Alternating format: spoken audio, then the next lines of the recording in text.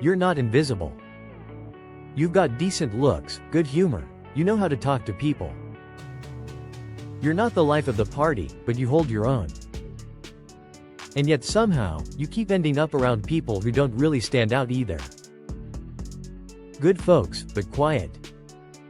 Safe. Ordinary. And then you see them. That one group. The ones everyone notices.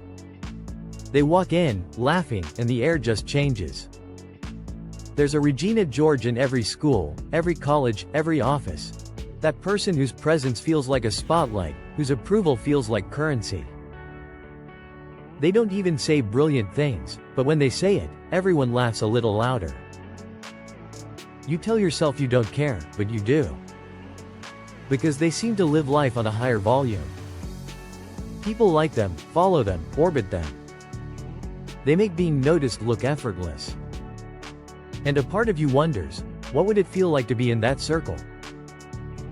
Maybe if you stood close enough, some of that light would spill onto you too. So you start showing up. You talk more. You laugh more. You time your lines just right. You borrow a little of their rhythm, their ease, their charm. Nothing fake, just a small edit of yourself. And slowly, it works. They notice you. They call your name. They include you in their plans. You're in the pictures. You're in the group. And you start to feel it, the warmth of belonging, the thrill of being seen. It feels good. Really good. But then, after a while, something starts to feel off.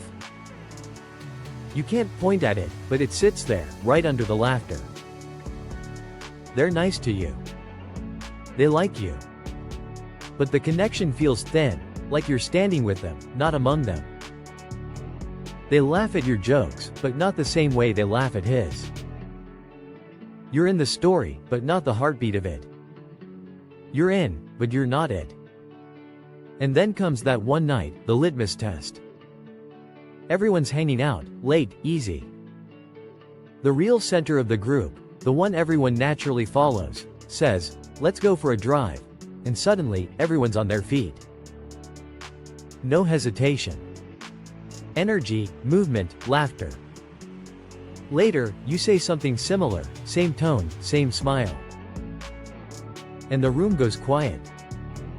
Someone checks their phone. Another says, "Maybe tomorrow," and that's it.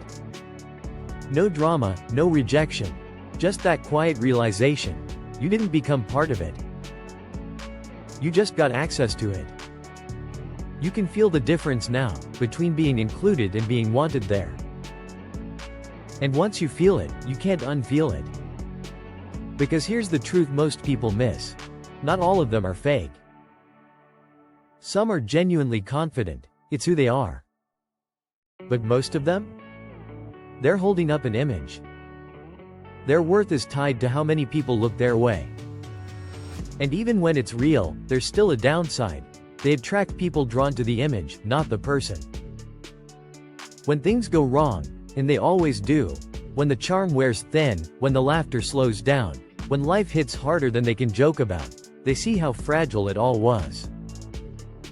The same people who crowded around them quietly step back.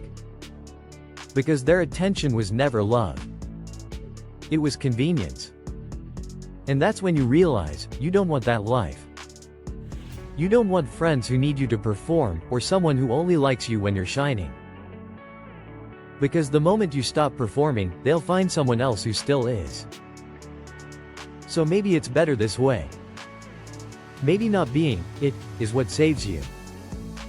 If this hit a little too close, you know what to do.